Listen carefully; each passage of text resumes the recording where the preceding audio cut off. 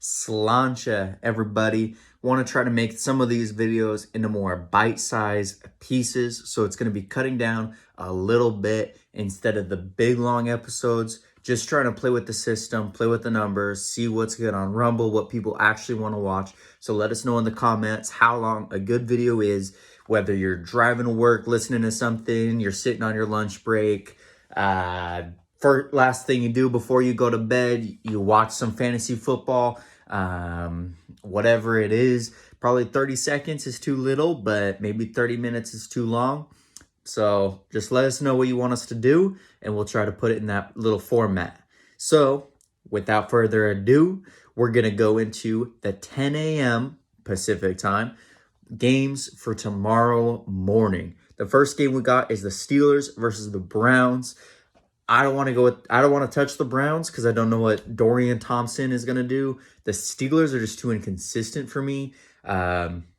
Maybe Pickens. They were talking about it on NFL Today that the Steelers are trying to run with one or two running plays and just keep a momentum going. So I'm not really sure. Honestly, the one fantasy pick I'm going to pick in this game is the Steelers defense. I wouldn't even touch the over-under. I just don't like these AFC North games, especially with the backup quarterback and the way Pickett's been playing. So let's give that a little less attention, and we'll move on to the next one. Got the Cardinals versus the Texans. Watching out for a trap game for the Texans. I don't have a super high number on them. I wouldn't put all my money on it. Stroud's been playing like a boss. I believe in him, but Kyler Murray is back, and with him being back, Rondale Moore got the most targets last game, and he did great last season. He seems to be Kyler Murray's target. So he got 8, yep. And he did pretty solid. I think he got 6 catches. So he looks to be Kyler Murray's guy. You never know. It was Trey McBride last week. But I think the consistent guy going forward is Rondale Moore. I just picked him up this morning in fantasy waivers, so watch out for him if my dad does not mention him in the next episode. Titans-Jaguars. I got the Jags winning that game. Hopkins continues to seize targets. He only got 27 yards last week, but he had 8 or 9 targets. So the week before, he got 3 touchdowns with about the same amount of targets. So I might flex him, especially with the bye still happening. He might be a pretty good option for you guys. Treylon Burks is still out. He looks to be their only option, and I assume they're going to be down.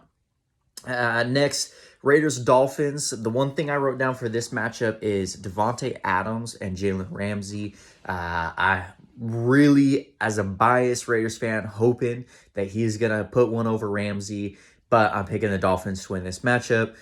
Jacobs looks normal.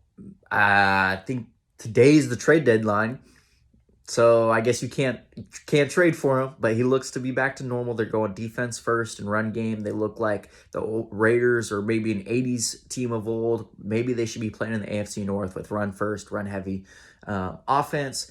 The next game, I have the Cowboys beating the Panthers. I'm just going to pick the Cowboys offense in this game.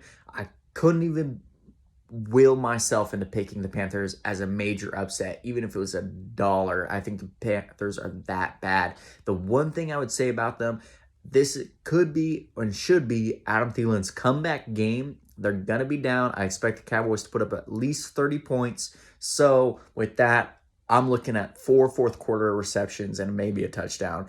Hopefully that'll carry my personal fantasy team.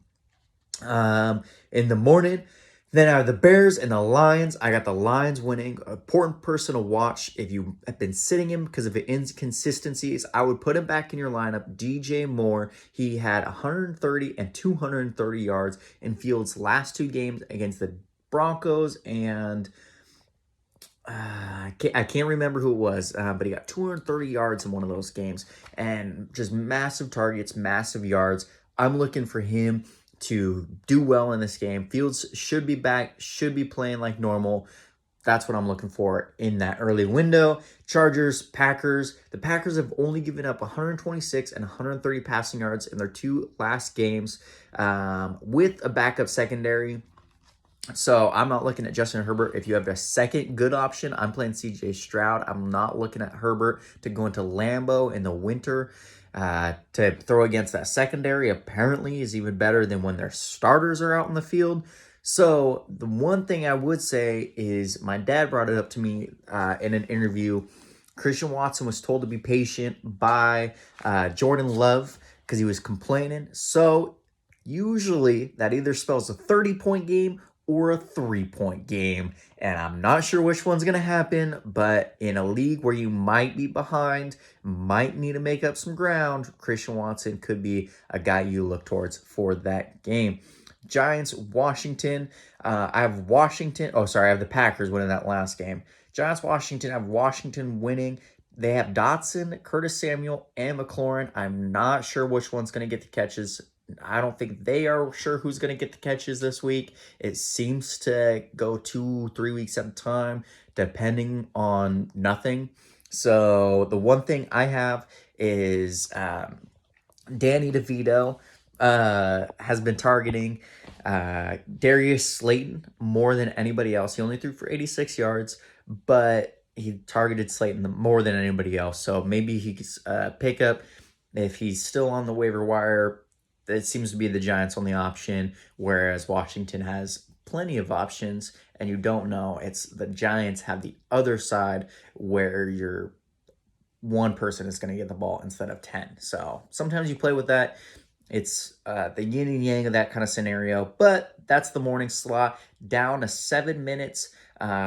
Maybe that's a little more bite-sized. People want to get a little more information. Slancha, watch out for the afternoon slot, then the Sunday night slot, and we'll be packing it in. Let us know what works, what doesn't work. Yeah, we'll keep posting.